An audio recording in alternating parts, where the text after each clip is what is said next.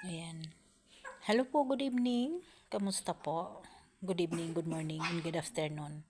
Ayan, pasensya na po, nagbabalik. Mag-reaction po muna ako, no?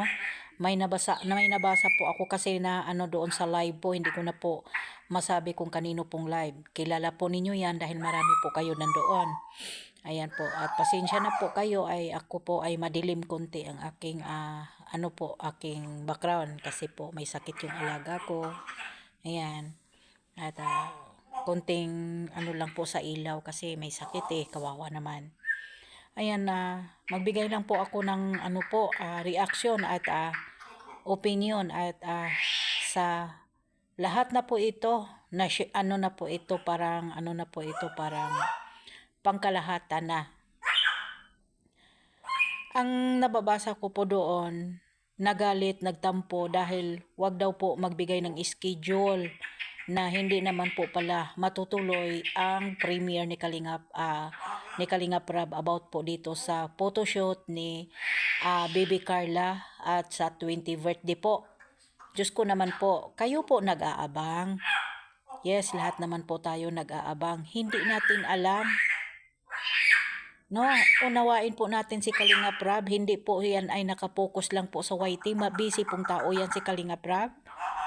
Diba? Hindi yan katulad po namin sa mga reactor ay nakapokus lang kami sa pagre-reaction. Marami pong business, maraming inasikaso, may pamilya si Kalingap Rab.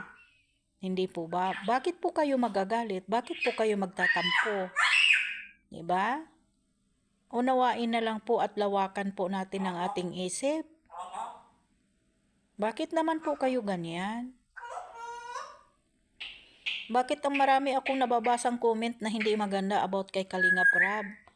Na bakit daw po na-delay, bakit daw po hindi na na kung ano-ano pa po ang mga sinasabi ninyo. Alam ninyo, mas maganda pa siguro ang gawin ni Kalingap Rab. Hindi na i-vlog si Carla. Hindi na i-vlog ang Jomcar. Kasi ibang klase kayo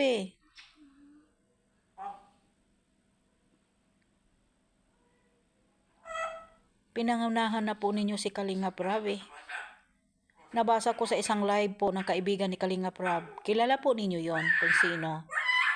Pero bakit? Ano po nangyari sa inyo? Tanong ko lang. Hindi natin alam kung ano nga po ba ang dahilan, kung bakit nga po ba. Hindi po ba sinabi ay ngayon, alas 9 na ng gabi sa Pilipinas, ay dito po ay maaga pa po. No, ay ito po ay pa lang, alas 2 pa lang ng hapon. Oh. Bakit po? Bakit po kayo ganyan? Alam niyo po ba kung ano nangyayari? O baka may nangyari? Diba? Nandyan lang naman po yan. Pwede naman kahit anong oras, pwede naman po yan kahit anong araw. Hindi naman po siguro mawawala yung premiere ni Kalingap Rab. Mas nag-aalala pa kayo kaysa yung yun mismo po ang gagawa ng premiere ni Kalingap Rab. Bakit naman po kayo ganun? Diba? Ingat-ingat din po tayo sa mga sinasabi natin dahil marami pong mata, maraming CCTV at lahat po ng mga sinasabi ninyo at kinukomment ninyo, nakakarating yan kay Kalingap Rab. Diba? At mama. Shuay-shuay mama Ejit. Ayan.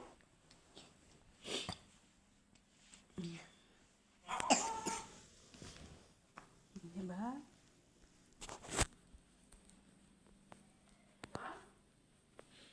Need kita?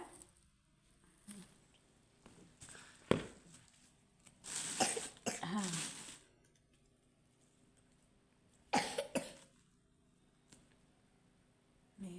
Pasensya na po, medyo maano po ang aking madilim po ako ngayon kasi taon kawawa. Ang aking alaga ay sakit. Ayan. Aham. Oh. Wag na. If you want, no, it's okay. Baskida, kalam nane, tayeb. Okay.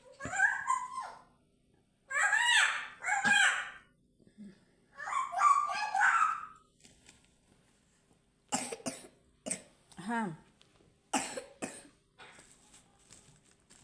Wag po tayong ganon. Busy lang po yon. Diba? Nag-ano ang alaga ko. Nagsama kasi pakiramdam ng alaga ko, mga kalingap. Yan, pasensya na po. Ha? Lagnat yun. Ayan, oh. Wawa. May lagnat. Ayan.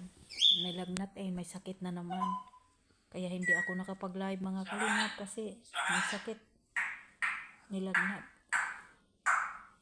Sana po intindihin po muna natin si Kalingap Rab, mga mga kajumkar. Kasi ayaw na ayaw po natin na husgahan ninyo agad-agad si Kalingap Rab. Alam niyo po ba, yung lahat po ng mga sinasabi ninyo, lahat po ng mga comment po ninyo, nakakarating po yan kay Kalingap Rab. Promise. Nakakarating yan kay Kalingap Rab. Sana po ay unawain po natin si Kalingap Rab. Ayan po, hanggang dito na lang po. Maraming salamat. Sana po intindihin at unawain po natin muna si Kalingap Rab. Okay? God bless po sa ating lahat and I love you more.